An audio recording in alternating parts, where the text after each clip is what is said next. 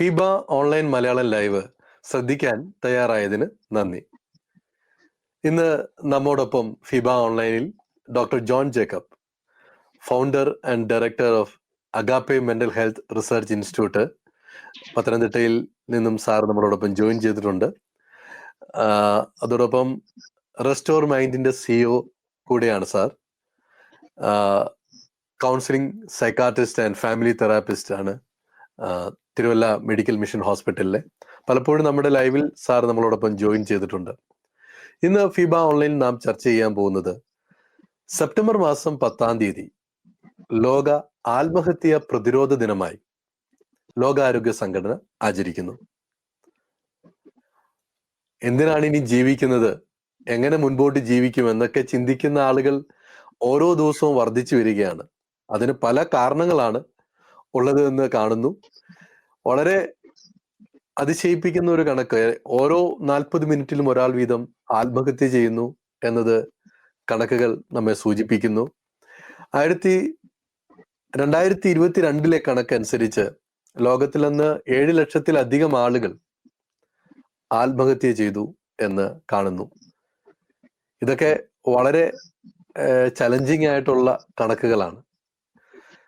ഒരാൾ ആത്മഹത്യ ചെയ്യുമ്പോൾ 20 പ്രാവശ്യം മറ്റൊരാൾ മറ്റെവിടെയോ അത് ട്രൈ ചെയ്യുന്നു, അത് അറ്റംപ്റ്റ് ചെയ്യുന്നു എന്നത് നമ്മെ അതിശയിപ്പിക്കും. അങ്ങനെയാണെങ്കിൽ 7 ലക്ഷം ആളുകൾ ത്തിലധികം ആളുകൾ ആത്മഹത്യ ചെയ്തെങ്കിൽ തീർച്ചയായിട്ടും 1.4 കോടി ആളുകൾ അതിനുവേണ്ടി ട്രൈ ചെയ്തു എന്നുള്ളത് ആശങ്ക ഉളവാക്കുന്നതാണ്. ഡോക്ടർ, ആത്മഹത്യ നമ്മുടെ സമൂഹത്തിന്റെ ഒരു വലിയ പ്രശ്നമായി മാറിയിരിക്കുകയാണ്. ഇന്നത്തെ ഈ ദിവസത്തിൽ എന്താണ് ഞങ്ങളുടെ പ്രേക്ഷകരുമായിട്ട് സംസാരിക്കാനുള്ളത്? Over to doctor John Jacob. ലോകം നേരിടുന്ന സാമൂഹ്യ ആരോഗ്യ പ്രശ്നങ്ങളിൽ ഏറ്റവും മുൻപന്തിയിൽ ഉള്ള ഒരു പ്രശ്നമാണ് ആത്മഹത്യ. നാം കേട്ടതുപോലെ 7 ലക്ഷം പേരിൽ കൂടുതൽ ഒരു വർഷം ലോകത്ത് ആത്മഹത്യ വഴി ജീവിതം ഒടുക്കുന്നുണ്ട്. ഇന്ത്യ അത് 1.25 ലക്ഷം ആളുകളാണ്, ഏകദേശം 1.25 ലക്ഷം ആളുകൾ. കേരളത്തിൽ അത് 2024 10,000-ൽ കൂടുതൽ ആളുകളാണ്. അപ്പം നമ്മൾ കാണുന്നത് ഇന്ത്യൻ ആവറേജ് 1,14,14 അറൌണ്ട് 50 ആൾക്കാർ മരിക്കുമ്പോൾ കേരളത്തിൽ അത് ഏകദേശം 30ഓളം അടുത്ത് വരും. അപ്പം ഇന്ത്യയുടെ ആവറേജിന്റെ ഒരു 2-2.5 ഇരട്ടി കൂടുതലാണ് കേരളത്തിലെ ആത്മഹത്യ റേറ്റ്. എനിക്ക് തോന്നുന്നു സിക്കിമിലാണെന്ന് തോന്നുന്നു ഏറ്റവും അധികം ആളുകൾ ഇന്ത്യയിൽ ആത്മഹത്യ ചെയ്യുന്നതെന്നൊരു പുതിയ കണക്ക്. കേരളത്തിൽ നമുക്ക് തൃശ്ശൂരാണ് ഈ വർഷം, കഴിഞ്ഞ വർഷം ഏറ്റവും കൂടുതൽ ആത്മഹത്യ നടന്നത്. 2ാമത് കൊല്ലമാണ്. അപ്പം ഇതൊരു വലിയ പ്രശ്നമാണ്. അപ്പൊ ഈ പ്രശ്നത്തിൽ നമുക്കറിയാം, ഒരു 4,000 പരം ആളുകളെ ഒരു വർഷം അപകടത്തിൽ കൂടെ കേരളത്തിൽ മരിക്കുന്നുള്ളൂ. അങ്ങനെ 4,000 പേര് മരിക്കുന്നതിന് നമുക്ക് ഒരാഴ്ച നമുക്ക് ട്രാഫിക് വാരാചരണമൊക്കെ നടത്തി ആളുകളിൽ വലിയ ബോധവൽക്കരണം ഗവൺമെന്റും ഒക്കെ ചെയ്യുന്നുണ്ട്. പക്ഷേ ഈ 10,000-ൽ കൂടുതൽ ആളുകൾ മരിക്കുന്ന ഈ കാര്യത്തിൽ വേണ്ട വിധത്തിലുള്ള ഒരു സാമൂഹിക അവബോധമോ പ്രതിരോധമോ നാം കാട്ടുന്നില്ല, നമ്മളെ ആശങ്കപ്പെടുത്തുന്നുണ്ട്. ഈ വർഷത്തെ 2024 തീം എന്ന് പറയുന്നത് changing the narrative on suicide, start conversation. അടുത്ത 3 വർഷത്തേക്ക് ഇതായിരിക്കും തീം. നമ്മുടെ ഈ കറണ്ട് നറേറ്റീവ് എന്താണ് ആത്മഹത്യയെ പറ്റി? അത് എന്താണ് ചേഞ്ച് ചെയ്യേണ്ടത്? എന്താണ് അവർ ഉദ്ദേശിക്കുന്നത്? ഇപ്പോഴും ആത്മഹത്യയെ കുറിച്ച് ആളുകളുടെ ഇടയിൽ ഒരു അങ്ങനെയുള്ളവരുള്ള സമീപനം വളരെ നെഗറ്റീവാണ്. ഒരു ടാബുവും ഒരു സ്റ്റിഗ്മയും ഒക്കെ ഇപ്പോഴും നിലനിന്നുണ്ട്.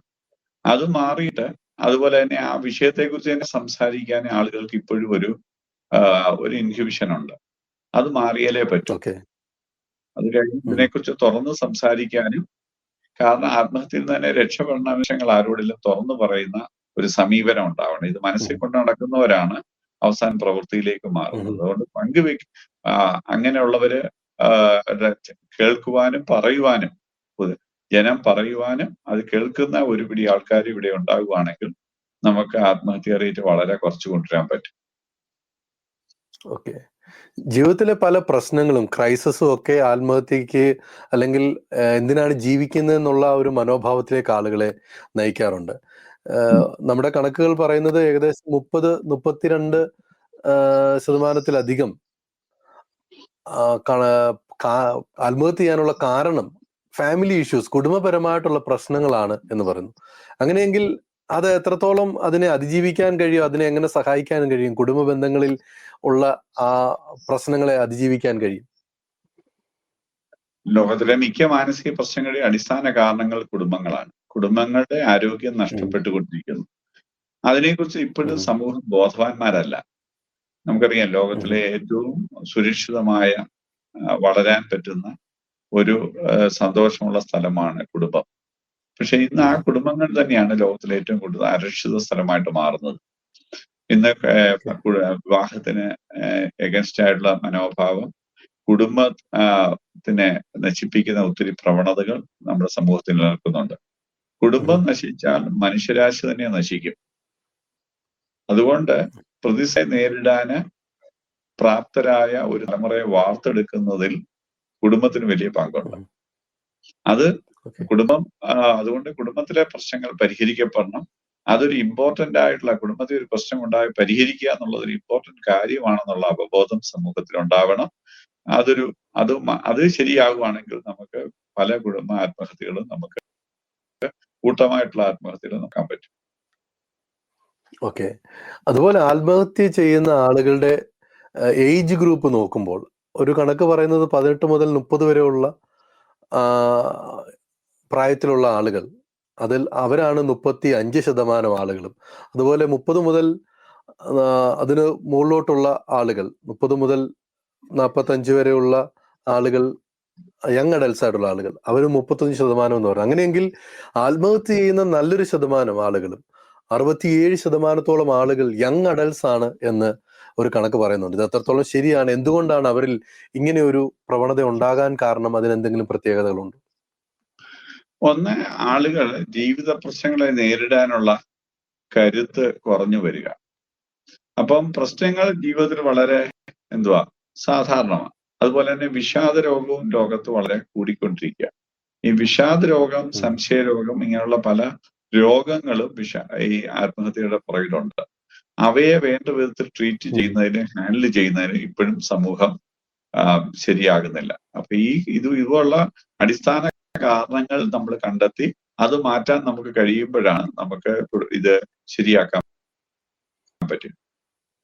അതുകൊണ്ട് കുട്ടികളെ ജീവിതത്തെ നേരിടുവാനും, പ്രതിസന്ധികളെ നേരിടാനും, ഇമോഷൻസിനെ മാനേജ് ചെയ്യാനും, സ്ട്രെസ്സിനെ മാനേജ് ചെയ്യാനും, ബന്ധങ്ങൾ ഉണ്ടാകുന്ന വിള്ളലുകൾ പരിഹരിക്കാനും ഒക്കെയുള്ള ട്രെയിനിങ് നമ്മുടെ അടിസ്ഥാന വിദ്യാഭ്യാസത്തോടൊപ്പം ജീവിക്കാനുള്ള ഇത്തരം സ്കില്ലുകളിലൂടെ പഠിപ്പിക്കേണ്ടിയിരിക്കുന്നു. ഇത് വളരെ അത്യാവശ്യമായ കാര്യമാണ്. പഠനത്തോടൊപ്പം തന്നെ പരാജയങ്ങളെ നേരിടാൻ, എങ്ങനെ അല്ലെ ജീവിതത്തിലെ പ്രതിസന്ധി, ക്രൈസിസിനെ നേരിടാൻ കഴിയും എന്നുള്ള ലൈഫ് സ്കിൽസ് ട്രെയിനിങ് നമ്മുടെ അതിനുള്ള ട്രെയിനിങ്ങുകൾ ചെറുപ്പകാലത്തിലെ കൊടുക്കണമെന്നാണ് ഡോക്ടർ പറയുന്നത്, അല്ലെ? അതുപോലെ തന്നെ സമൂഹത്തിന് നല്ലൊരു സപ്പോർട്ട് സിസ്റ്റം ഉണ്ടായിരുന്നല്ലോ, അതിപ്പോ ഇല്ല. നമുക്ക് ഗ്രാമങ്ങളും കുടുംബങ്ങളും, ഗ്രാമം തന്നെ ഒരു കുടുംബമായിരുന്നല്ലോ, ദേശം തന്നെ ഒരു കുടുംബമായിരുന്നു. കാരണം ആളുകൾ ഒത്തിരി അങ്ങോട്ടും ഇങ്ങോട്ടും അറിയുകയും മനസ്സിലാക്കുകയും ഒരാളുടെ പ്രശ്നം പെട്ടെന്ന് മനസ്സിലാക്കുകയും ചെയ്യുന്ന ഒരു സമൂഹം ഉണ്ടായിരുന്നു. ആ നെറ്റ്വർക്ക് മാറിയിട്ട് ഇപ്പൊ എല്ലാവരും ഒറ്റപ്പെട്ട് കഴിയുമ്പോൾ മറ്റൊരാളൊന്നും അറിയുന്നില്ല. തൊട്ടടുത്ത് താമസിക്കുന്ന ആളുടെ പ്രശ്നങ്ങൾ പലപ്പോഴും നമുക്ക് അറിയുന്നില്ല. അതുകൊണ്ട് ഈ സാമൂഹ്യമായിട്ടുള്ള നെറ്റ്വർക്കും ബന്ധങ്ങളും ഉണ്ടാവണം. പ്രത്യേകിച്ച് ആത്മഹത്യ 80% ആളുകളും ജീവിതത്തിലെ അത് തുറന്ന് പറയാറ്. അവരുടെ ആ നിരാശ, ഒരു വിടുതലിന് വേണ്ടി, രക്ഷയ്ക്ക് വേണ്ടി അവര് ഒരു ജീവിതത്തിൽ നിരാശരാണെന്നുള്ള, മുന്നോട്ട് പോകാൻ പറ്റാത്ത അവസ്ഥയും ആരോടെങ്കിലും ഒക്കെ പങ്കുവെക്കാറുണ്ട്. പലരും അത് മരിച്ചതിന് ശേഷം പറയാറുള്ളത്. ഈ സമയത്ത് അവര് ഈ മുഴക്കുന്ന അലാറം, സഹായത്തിന് വേണ്ടിയുള്ള ഈ മുഴക്കം നമ്മൾ കേട്ടിരുന്നെങ്കിൽ, പലപ്പോഴും ഒന്ന് ചെവി കൊടുത്തിരുന്നെങ്കിൽ നമുക്ക് അനേകരെ രക്ഷിക്കാൻ പറ്റും. ഈ ആഴ്ച ഉണ്ടായ ഒരു അനുഭവം പറയാം. 10 ദിവസത്തിൽ തന്നെ എനിക്ക് 3 പേരെ ആത്മഹത്യയിൽ നിന്ന് രക്ഷപ്പെടുത്താൻ പറ്റും ഈ 10 ഡേയ്സിനകം. അതിലാവുന്ന ഒരു ഇൻസിഡന്റ്, ഒരു സ്ത്രീ അവരുമായിട്ട് പിരിഞ്ഞിരിക്കുമായിരുന്നു. അങ്ങനെ സെപ്പറേറ്റഡ് ആയി കഴിഞ്ഞപ്പോൾ വേറൊരാളുമായിട്ട് ഒരു അഫെയർ ആയി വളരെ സ്ട്രോങ് ആയിട്ട് പോകുമായിരുന്നു. അങ്ങനെ പോകുന്ന വഴിയിൽ അദ്ദേഹം പെട്ടെന്ന് ആ ബന്ധം കട്ട് ചെയ്ത് വേറൊരു വിവാഹത്തിന് പോയി. അറിഞ്ഞ സ്ത്രീ തകർന്നു. കാരണം മറ്റേ ആൾ ഉപേക്ഷിച്ച് പോയപ്പോ ഇയാളുണ്ടല്ലോ എന്നുള്ള വിശ്വാസത്തിൽ ജീവിതം പൊടുന്നതിനെ ആള് ജീവിതത്തിൽ നിന്ന് പിന്മാറുന്നു. ഈ അവസ്ഥ വെച്ച് അവരും കുട്ടികളെ മരിക്കാൻ വേണ്ടി രാത്രി മുഴുവൻ ഉറക്കളച്ച് 4 മണി വരെയായി. 4 മണിയായപ്പോ അവർ അറ്റംപ്റ്റ് ചെയ്യുന്നതിന് മുമ്പേ അവർക്കുള്ള ഒരു ആൺ സുഹൃത്തിനെ വിളിച്ച് എനിക്ക് മുന്നോട്ട് പോകാൻ പറ്റില്ല, ഞാൻ ആത്മഹത്യ ചെയ്യാം, എന്റെ മുന്നേ ഒരു വഴിയില്ല എന്ന് പറഞ്ഞു. നമ്മുടെ അദ്ദേഹത്തെ സംബന്ധിച്ചിടത്തോളം 4 മണിയായപ്പോ പുരുഷൻ ആ സ്ത്രീ താമസിക്കുന്ന വീട്ടിൽ ചെന്ന് അദ്ദേഹം അവരോടൊപ്പം 4 തൊട്ട് 6:30 വരെ 7 വരെ ഇരുന്ന് അവരെ പ്രശ്നങ്ങളൊക്കെ കേട്ട് സഹായിച്ചു. ആ സമയത്ത് തന്നെ അദ്ദേഹം 6 മണിയായപ്പോ എന്നെ വിളിച്ചു, സാറേ ഞാൻ ഇങ്ങനെ ക്രൈസിസ് ഒരാളെ സഹായിച്ചുകൊണ്ടിരിക്കുക, ഐ നീഡ് യുവർ ഹെൽപ്പ്, ഞാൻ അങ്ങോട്ട് കൊണ്ടുവരട്ടെ എന്ന് പറഞ്ഞിട്ട് അദ്ദേഹം കൊണ്ടുവന്നു. ആളിനെ ഞാൻ സഹായിച്ചു. അവര് കുറച്ച് ദിവസമായി ഉറങ്ങിയിട്ട് അവർക്ക് ഡോക്ടറെ കാണിച്ച് ഉറക്കത്തിനുള്ള ഹെൽപ്പ് ഒക്കെ കൊടുത്തു. എന്നിട്ടും 4 ദിവസം കഴിഞ്ഞപ്പോഴത്തേന് ഷീ റിക്കവേർഡ് ഫ്രം ഇറ്റ്.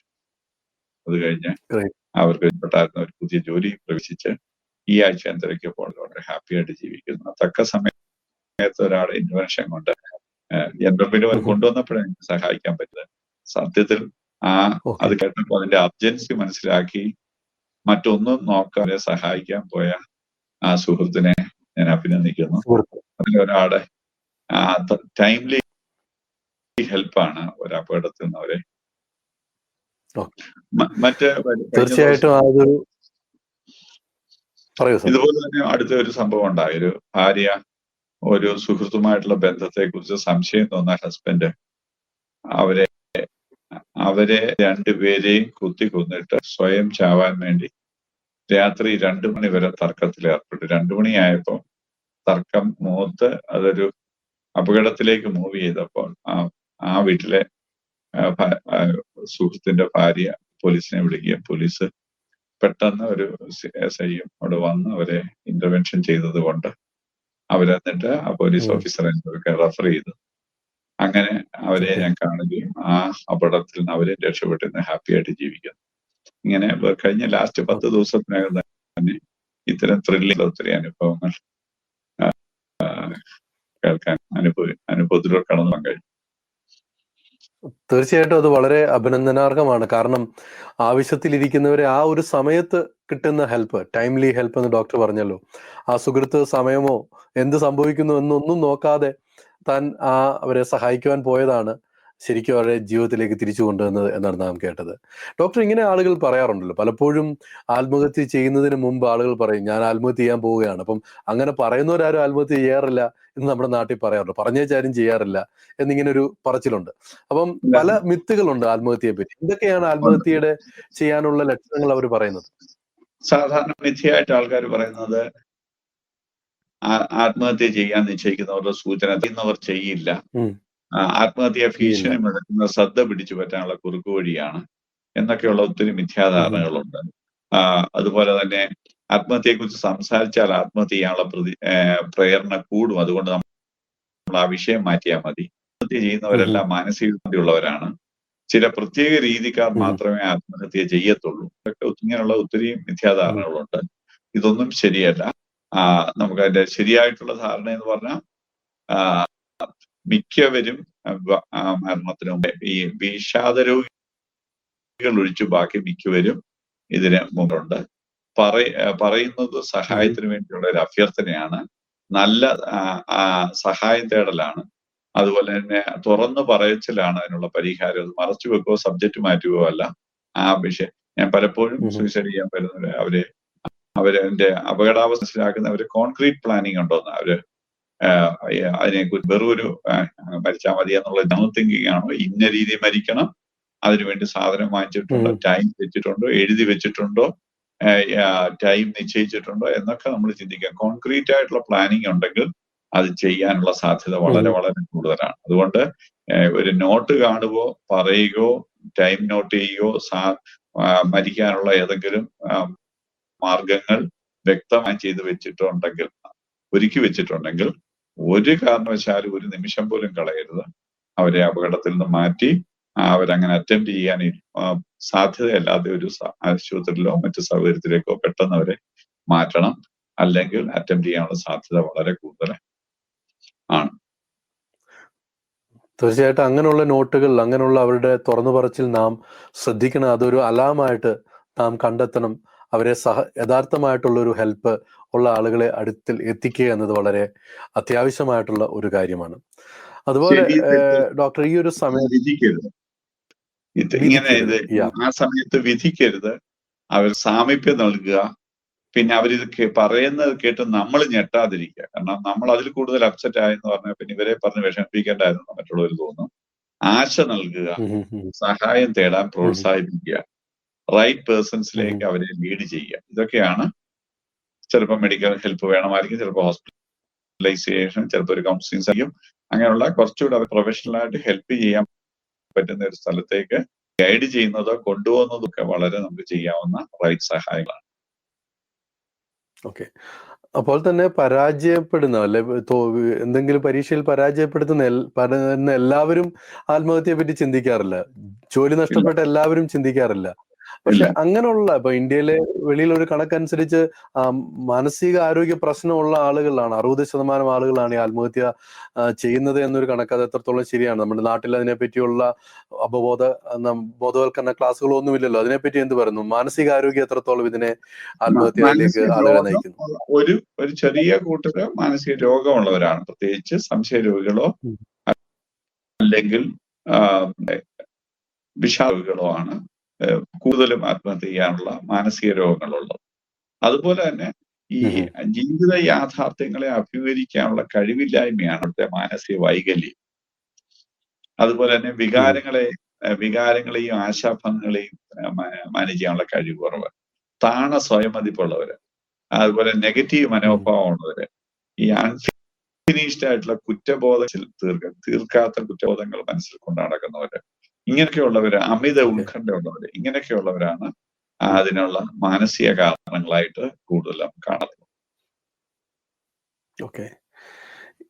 ഒരാൾക്ക് ആത്മഹത്യാ പ്രവണത ഉണ്ട് എന്ന് മനസ്സിലാക്കുമ്പോൾ എങ്ങനെയുള്ളൊരു ഹെൽപ്പ് അല്ലെങ്കിൽ എങ്ങനെയുള്ളൊരു സഹായമാണ് നാം ഒരു സാധാരണക്കാരനെ സംബന്ധിച്ച്, വീട്ടുകാരെ സംബന്ധിച്ച് അവർക്ക് നൽകുവാൻ കഴിയുന്നത്? എന്തൊക്കെയാണ് അതിനുള്ള പ്രോസസ് അവർ ചെയ്യേണ്ടത് എന്ന് പറയാം? നമ്മൾ ആദ്യം ചെയ്യേണ്ടത് ഇതിനെക്കുറിച്ച് തുറന്ന് സംസാരിക്കുക. അവരുടെ മനസ്സിലിരിക്കുന്ന ആശയങ്ങൾ തുറന്ന് പറയുക. വിഷമം മാത്രമല്ല, ആത്മഹത്യയെ കുറിച്ചുള്ള അവരുടെ പ്ലാനിങ് എന്താണെന്ന് കൃത്യം. അപ്പൊ അപ്പോഴാണ് പ്രശ്നത്തിന്റെ തീവ്രത എന്താണെന്ന് നമുക്ക് മനസ്സിലാകുന്നത്. ഒരു ആശയം മാത്രമാണോ, ഒരു തോന്നൽ മാത്രമാണോ, പ്ലാൻഡ് ആണോ, അതോ എക്സിക്യൂട്ട് ചെയ്യാൻ വേണ്ടി ഒരുങ്ങിയിരിക്കുന്നവരാണോ? ആ തീവ്രത കണ്ടിട്ട് വേണം അതനുസരിച്ചുള്ള നിലപാടുകൾ എടുക്കാൻ. ഇപ്പൊ മിക്കവരും ജീവിതത്തെ മടുത്തു, മരിച്ചാൽ മതി എന്നൊക്കെ ഒരു മടുത്ത് പറയുന്നത് വളരെ ജനറൽ ആയിട്ടുള്ള കാര്യമാണ്. അത് വളരെ കോമൺ ആയിട്ടുള്ള കാര്യം. എന്നാൽ ഇനി ജീവിക്കേണ്ട, എനിക്ക് മരിച്ചാൽ മതി എന്നൊക്കെ ചിന്ത വരുമ്പോൾ അത് കുറച്ചുകൂടെ സ്ട്രോങ് ആണ്. അത് എങ്ങനെ മരിക്കണം, എപ്പം മരിക്കണം, ഏത് വിധത്തിൽ മരിക്കണം എന്ന് പ്ലാൻ ചെയ്യുകയും ആ പ്ലാൻ അനുസരിച്ചുള്ള വിഷം വാങ്ങിച്ചു വെക്കുകയോ കയറെടുത്ത് വെക്കുകയോ വിച്ചാതെടുത്ത് വെക്കുകയോ ഒക്കെ ചെയ്ത് അതിനിപ്പോൾ കൃത്യമായ രീതി പ്ലാൻ ചെയ്ത് വെച്ചേക്കുവാണെങ്കിൽ, അല്ലെങ്കിൽ അത് എക്സിക്യൂട്ട് ചെയ്യാനുള്ള മാർഗങ്ങളിലൂടെ കയ്യിൽ ഒരുക്കി വെക്കുവാണെങ്കിൽ പിന്നെ നമ്മൾ വളരെ സീരിയസ് ആയിട്ട് അതിനെ കാണാൻ ഒരിക്കലും അവഗണിക്കരുത്. പിന്നെ നമ്മളൊരു ശ്രദ്ധിക്കുന്ന മനസ്സാണ് നമുക്ക് ഏറ്റവും ആവശ്യം. ആത്മാർത്ഥതയോടെ ശ്രദ്ധിക്കുകയും അവരെ കുറിച്ച് ആർക്കെങ്കിലും കൺസേൺ ഉണ്ടോ, എന്നെ കുറിച്ച് കൺസേൺ ഉള്ളവർ ആരെങ്കിലും ഉണ്ടോ എന്ന് അവർ അന്വേഷിക്കുന്നത്. ഒരാളെങ്കിലും നിന്നെ കുറിച്ച് എനിക്ക് കൺസേൺ ഉണ്ട് എന്നൊരു ചിന്ത വന്നു കഴിഞ്ഞാൽ അവർ ആ സ്നേഹബന്ധമാണ് പലപ്പോഴും. സ്നേഹിക്കുന്ന ചിലരാണ് നമ്മളെ ആത്മഹത്യയിൽ പിന്തിരിപ്പിക്കുന്നത്. ചില ബന്ധങ്ങൾ, ചിലരോടുള്ള സ്നേഹം. അപ്പൊ സ്നേഹിക്കുന്ന ചിലരുണ്ട്, എന്നെ വേണ്ടിയ ചിലരുണ്ടെന്നുള്ള ബോധമാണ് എല്ലാവരെയും പിന്തിരിപ്പിക്കാനുള്ള ഒരു പ്രധാന മാർഗം. പിന്നെ സാമീപ്യം നൽകുക. ഈ സമയത്ത് അവരെ ഒറ്റപ്പെടുത്താതെ ആരെങ്കിലും ഒക്കെ ഇങ്ങനെയുള്ളവരോട് എപ്പോഴും അവരെ ആ അപകടാവസ്ഥ തരണം ചെയ്യുന്നിടം വരെ ഒരു സാമീപ്യം നൽകുക എന്നുള്ളത് വളരെ ഇമ്പോർട്ടന്റ് ആണ്. അതുപോലെ ആശ നൽകുക, ഇതും വളരെ ഇമ്പോർട്ടന്റ് ആണ്. നമുക്കിതൊക്കെ പരിഹരിക്കാം, ഇതിനൊക്കെ പരിഹാരമുണ്ട് എന്നുള്ള ഒരു ബോധം. ഒരു പ്രശ്നത്തിനും ഇതൊരു ആത്മഹത്യ ഒരു പരിഹാരമല്ലെന്നും എല്ലാ പ്രശ്നങ്ങൾക്കും റിയൽ ആയിട്ടുള്ള പരിഹാരങ്ങളുണ്ടെന്നും നമ്മുടെ മനസ്സിൽ ഒരു പരിഹാരം വന്നില്ലെന്ന് വിചാരിച്ച് ഇനി പരിഹാരം ഇല്ലെന്ന് ചിന്തിക്കണം. നമുക്ക് പലരോട് ആലോചിക്കുമ്പോൾ പലരെയും മനസ്സിൽ നമ്മുടെ പ്രശ്നത്തിന് വേറെ പരിഹാരങ്ങളുണ്ടെന്നുള്ള തിരിച്ചറിവ് ഉണ്ടാകുമ്പോഴാണ് ഈ അവനവൻ ചിന്തിച്ച് അവനവനൊരു ഫലം കാണാത്തപ്പോ ഇത് മാത്രമേ ഉള്ളൂ ചിന്തിക്കുന്നു. ചിലപ്പോൾ അത് മറ്റൊരാളോട് പറയുമ്പോൾ നൂറുകൂട്ടം പരിഹാരമുള്ള കാര്യമായിരിക്കും. അതുകൊണ്ടാണ് പങ്കുവയ്ക്കുക വഴി ഈ പ്രശ്നത്തിന് പല പരിഹാരം ഉണ്ടെന്നുള്ള തിരിച്ചറിവിലേക്ക് നമുക്ക് വരാൻ പറ്റും. ഓക്കെ, തീർച്ചയായിട്ടും നാം മറ്റുള്ളവരോട് നമ്മുടെ പ്രശ്നങ്ങളെ ഷെയർ ചെയ്യാൻ നമുക്കൊരു ആത്മാർത്ഥ സുഹൃത്ത് ഉണ്ടായിരിക്കുക എന്നത് ഈ സമയത്ത് വളരെ അത്യാവശ്യമായിട്ടുള്ളൊരു കാര്യമാണ്. അതുപോലെ തന്നെ ഡോക്ടർ, ഈ ആത്മഹത്യാ പ്രവണതയിൽ നിന്നും അതിജീവിക്കുവാൻ വേണ്ടി ആത്മീയത ഒരു പരിഹാരമായ ആളുകൾ കാണാറുണ്ട്. എന്നാൽ ആത്മീയ ഗോളത്തിലും അധികം ആളുകൾ ആത്മഹത്യയെ പറ്റി ചിന്തിക്കുന്നു. അവർക്കും മരിച്ചാൽ മതി എന്നുള്ള ചിന്തകളൊക്കെ ഉണ്ടാകാറുണ്ടല്ലോ. എങ്ങനെയാണ് ഇതിനെ നോക്കിക്കാണുന്നത്? തീർച്ചയായിട്ടും ഈ ലൈഫ് ആഫ്റ്റർ ഡെത്ത് ചിന്തയുള്ളവരുടെ ഇടയിൽ ആത്മഹത്യ, കാരണം ഈശ്വരനാണ് ആയുസ് തന്നെന്നും ഈശ്വരന് മാത്രമേ അത് എടുക്കാനുള്ള അവകാശം ഉണ്ടെന്നുമുള്ള ബോധം ഒരാളെയും ചെയ്യും. പലപ്പോഴും അതിൽ നിന്ന് രക്ഷപ്പെടുത്താൻ ഒത്തിരി സഹായിക്കും. അപ്പൊ അങ്ങനെയുള്ളവർ അങ്ങനെ ഒരു ഓപ്ഷനെ ചിന്തിക്കത്തില്ല. ഒരു പ്രശ്നം ഉണ്ടാകും, ആത്മഹത്യ എനിക്ക് അങ്ങനെ ചിന്തിക്കാനേ പറ്റത്തില്ല, എനിക്ക് പറ്റുന്ന കാര്യമാണ്. അപ്പം ആത്മീയതയാണ് എനിക്ക് അങ്ങനെ പറ്റുക, കാരണം അത് ഈശ്വരന് മാത്രമുള്ള അധികാരമാണ് ജീവൻ തരാനും ജീവൻ എടുക്കാനും. ഇപ്പൊ ഈശ്വരന്റെ അധികാരത്തിൽ ഞാൻ കീഴടത്തലാണെന്നുള്ള ബോധം പലരും ആ വഴിക്കേ ചിന്തിക്കാത്തത്. കേരളത്തിൽ തന്നെ ഏറ്റവും ആത്മഹത്യ റേറ്റ് കുറഞ്ഞ സ്ഥലം മലപ്പുറം. അപ്പം മുസ്ലിങ്ങളുടെ പൊതുവെ ആത്മഹത്യ ഒരു ഹറാമാന്നുള്ള ചിന്ത, അത് എന്നുള്ള ചിന്ത അത് പൊതുവെ വളരെ ശക്തമാണ്. അതുകൊണ്ട് ഒരു സാധാരണ ഒരു മുസ്ലിം ഒരു പ്രശ്നം വന്നു കഴിഞ്ഞാൽ ആത്മഹത്യ അവന്റെ മനസ്സിലെ ഒരു പ്രധാനപ്പെട്ട വിഷയമല്ല. അത് എങ്ങനെ തരണം ചെയ്യാമെന്നേ ചിന്തിക്കത്തുള്ളൂ, എസ്കേപ്പ് ചെയ്യാമെന്ന് ചിന്തിക്കത്തില്ല. മാത്രമല്ല അതിന്റെ ഒരു പോസിറ്റീവ് വശം പറയാനുള്ളത്, അവരുടെ പൊതുവെ ഈ ഏത് തൊഴിലും ചെയ്യാൻ ഒരു മടിയില്ല, സാമൂഹ്യ. അതുകൊണ്ട് ഏത് സാമ്പത്തികമായി എത്ര അധപ്പതിച്ചാലും എന്തെങ്കിലും ഒരു തൊഴിൽ ചെയ്ത് സർവ് ചെയ്യാൻ നോക്കും. എന്നാൽ മറ്റു പല സമൂഹങ്ങളിലും അവരുടെ അഭിമാനം വിട്ട്, ഏറ്റവും കൂടുതൽ നഷ്ടം ഈ അഭിമാനം നഷ്ടപ്പെടുത്തി സ്റ്റാറ്റസ് വിട്ടൊരു കാര്യം ചെയ്യാൻ അവർ തയ്യാറല്ല. അതുകൊണ്ടാണ് അവർക്ക് ചിന്തിക്കാൻ പറ്റാത്തത്. അത് പലരും ആൾക്കാരെ സർവേ ചെയ്യുന്നതിന് സഹായിക്കും. അപ്പൊ അങ്ങനെ എനിക്ക് ഇങ്ങനെ ഒരു കൂലി വേലക്കാരനായിട്ട് ഇനി ഒരു പണി അങ്ങനെ ഒരു താണ പണി ചെയ്ത് ജീവിക്കണ്ട എന്നുള്ള ആ ഒരു അഭിമാന ബോധം പലപ്പോഴും ആൾക്കാരെ ചിന്തിക്കാറുണ്ട്. പിന്നെ ലൈഫ് ആഫ്റ്റർ ഡെത്തിനെ കുറിച്ചും ആത്മാവിനെ കുറിച്ചും ഒക്കെ ഉള്ള ചിന്ത തീർച്ചയായിട്ടും എന്ത് ചെയ്യും, ആളുകളെ അതിൽ അത് എന്റെ ആത്മാവ് നഷ്ടപ്പെടുമെന്നുള്ള ബോധം. അപ്പൊ ആത്മഹത്യക്കെതിരെ പിന്നെ ദൈവം ഒരു പ്രതിസന്ധിയും ദൈവത്തിന് എന്തെങ്കിലും ഒരു പരിഹാരം ഉണ്ടെന്നുള്ള ഈശ്വര വിശ്വാസവും എന്ത് ചെയ്യും, എപ്പോഴും ഒരു കിരണമാണല്ലോ ജീവിതത്തിൽ. ദൈവം എന്തെങ്കിലും പ്രവർത്തിക്കും, ലാസ്റ്റ് മോനിലാരും പ്രവർത്തിക്കും എന്നാണ് ദൈവവിശ്വാസം. ആണ്. അതും ഈശ്വരനെ അത് അവരെ നല്ലപോലെ സഹായിക്കും. ഓക്കെ ഡോക്ടർ, അതുപോലെ ഈ സമയത്ത് തന്നെ മനസ്സിൽ വരുന്ന ഒരു ചിന്ത ഇതാണ്. നമ്മുടെ കേരളത്തിലാണെങ്കിലും മറ്റു പല സ്ഥലങ്ങളിലാണെങ്കിലും ഈ മാതാപിതാക്കൾ എന്തെങ്കിലും പ്രശ്നങ്ങൾ, ക്രൈസിസ് ഉണ്ടായ അവർ ആത്മഹത്യ ചെയ്യാൻ ശ്രമിക്കുമ്പോൾ അവരോടൊപ്പം, ഇപ്പൊ മുമ്പേ ഡോക്ടർ പറഞ്ഞ പോലെ തന്നെ അവരോടൊപ്പം അവരുടെ കുഞ്ഞിനെയും വിഷം കൊടുത്ത് കൊല്ലുവാനാണ് അവർ ആഗ്രഹിച്ചത്. അപ്പം എന്തുകൊണ്ടാണ് അവർ മരിക്കുന്നതോടൊപ്പം തന്നെ അവരുടെ കുട്ടികളെയും അതിലേക്ക്, ഒരു തെറ്റും ചെയ്യാത്ത കുട്ടികളെ അവര് അങ്ങനെ ആത്മഹത്യ ചെയ്യാൻ പ്രേരിപ്പിക്കുക, അല്ലെങ്കിൽ അവർ അതിനു വേണ്ടി വിഷമൊക്കെ അവർ കൊടുക്കുക? അതൊരു പലപ്പോഴും എനിക്ക് ഉത്തരം കിട്ടാത്ത ഒരു ചോദ്യമാണ്. എനിക്കറിയത്തില്ല എന്തിനാ അവരുടെ പ്രശ്നത്തിന് എന്തിനാ അവരുടെ കുഞ്ഞുങ്ങളെ കൂടെ എന്നോട് ഒത്തിരി പേര് അതിനെക്കുറിച്ച് സംസാരിച്ചിട്ടുണ്ട്. അവര് അറ്റംപ്റ്റ് ചെയ്തിട്ടുള്ളവരൊക്കെ എനിക്ക് ചിന്തിക്കാൻ കാരണം, എന്റെ അഭാവത്തിൽ ഈ കൊച്ച് അനാഥമാകും. അപ്പൊ ആ കുട്ടി വലയരുത്. കുട്ടികളുടെ സ്നേഹം അവരുടെ ആംഗിളിൽ സ്നേഹം കൊണ്ടാണ് ചെയ്യുന്നത്. ഞാനില്ലാതെ, ഞാനില്ലാതെ കുട്ടി അലയാനോ മറ്റുള്ളവരാൽ ബുദ്ധിമുട്ടാൻ മറ്റുള്ളവർക്ക് ഒരു ഭാരമാകാതെ കുഞ്ഞിനെ സഹായിക്കുന്നതായിട്ട് അവര് കാണും. കുട്ടിയോടുള്ള ദേഷ്യം കൊണ്ടല്ല, കുട്ടിയെ ഞങ്ങൾ പോയാൽ പിന്നെ ആര് നോക്കും? പ്രത്യേകിച്ച് പഴയ കൂട്ടുകുടുംബത്തിലൊക്കെ ആണെങ്കിൽ എന്ത് ചെയ്യും, മറ്റാരിലും ഒക്കെ ഉണ്ടല്ലോ. ഇപ്പൊ ഈ ന്യൂക്ലിയർ ഫാമിലിയിൽ അച്ഛനും അമ്മയും പോയി കഴിഞ്ഞാൽ കുട്ടി അനാഥശാലയിലോ മറ്റെവിടെയും പോകണം. അങ്ങനെ സഫറിങ് അനുഭവിക്കരുത് എന്നതുകൊണ്ട് കുട്ടിയെ കൂടെ അങ്ങ് കൊണ്ടുപോകും. അതാണ് അവർ ചിന്തിക്കുന്നത്. ശരിക്കും ആ ഒരു പ്രവണത ഒരിക്കലും അവരോ അവരുടെ കുട്ടിയോ അവരുടെ ജീവൻ അവരുടെ കയ്യിലല്ല. മുമ്പേ നമുക്ക് ജീവൻ തന്നത് ജീവൻ എടുക്കാനും കൊടുക്കാനും ഒന്നും നമുക്ക് അധികാരമില്ല. അത് ഈശ്വരൻ തന്നതാണ്, ദൈവമാണ് നമ്മുടെ ജീവന്റെ. കൊലപാതകളോട് ആകുക, ഒരാളുടെ ജീവൻ കൊടുക്കുമ്പോൾ ഒരു കൊലപാതകമാണല്ലോ ഈശ്വരന്റെ മുമ്പിൽ. അതെ അതെ. അപ്പൊ അതുകൊണ്ട് ആത്മഹത്യ ഒരിക്കലും ഒരു പരിഹാരമല്ല. ആത്മഹത്യ ചെയ്യുന്ന ആളുകൾ പല രീതിയിലുള്ള പ്രശ്നങ്ങളാണ് അവർക്ക് ആത്മഹത്യയിലേക്കുള്ള ചിന്തകളിലേക്ക് അവരെ നയിക്കുന്നത്. ഒരുപക്ഷെ ആത്മീയ പ്രശ്നങ്ങളായിരിക്കാം, അല്ലെങ്കിൽ അവർക്ക് ഉണ്ടാകുന്ന നിരാശയോ അവർക്കുണ്ടാകുന്ന മാനസിക പ്രശ്നങ്ങളോ ഒക്കെ നടത്താം അവരെ ഇതിലേക്ക്, ആത്മഹത്യയിലേക്ക് ചിന്ത കൊണ്ടുവരുന്നു എന്നാണ് നാം കേട്ടത്. ഇന്നത്തെ ഈ ആത്മഹത്യ പ്രതിരോധ ദിനത്തോടുള്ള ഈ ചർച്ചയിൽ ഡോക്ടർ എന്താണ് അവസാനമായിട്ട് ഞങ്ങളുടെ പ്രേക്ഷകരോട് പറയാനുള്ളത്? എങ്ങനെയുള്ളൊരു സമൂഹമാണ് നമുക്ക് വേണ്ടത്?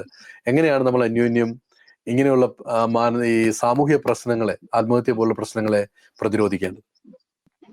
ഒന്ന്, ഈ ജീവിതം യാഥാർത്ഥ ലോകത്ത് ജീവിക്കാൻ നമ്മുടെ കുട്ടികളെ പ്രാപ്തിപ്പെടുത്തണം. ജീവിതം എപ്പോഴും റോസാപ്പൂ നിറഞ്ഞല്ല, കല്ലും മുള്ളും നിറഞ്ഞതാണ്.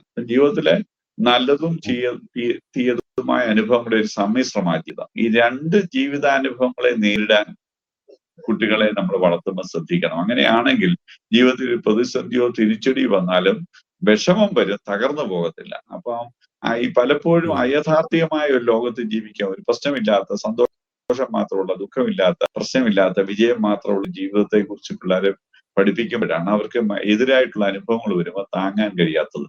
ഇത് പേരൻസ് ശ്രദ്ധിക്കേണ്ട ഒരു പ്രധാന കാര്യമാണ്. അതുപോലെ തന്നെ ജീവിതത്തിൽ ഒരാൾക്ക് പരാജയമോ കുറവ് വന്നാൽ തള്ളിക്കളയാതെ പിന്താങ്ങുന്ന, എന്ന പരാജയത്തിലും കുറവിലും കൂടെ നിൽക്കുന്ന ഒരു കുടുംബം ഉണ്ടെങ്കിൽ ഒരിക്കലും ആരും ആത്മഹത്യ ചെയ്യത്തില്ല. ആരോഗ്യ മേഖലകൾ ഈ മരുന്നിനതീതമായ, പലപ്പോഴും വിഷാദ രോഗികൾക്ക് മരുന്ന് മാത്രമല്ല, മരുന്നിനതീതമായ ഒരു വ്യക്തിഗത ചികിത്സയുടെ അത്യാവശ്യം ആരോഗ്യ മേഖല മനസ്സിലാക്കണം.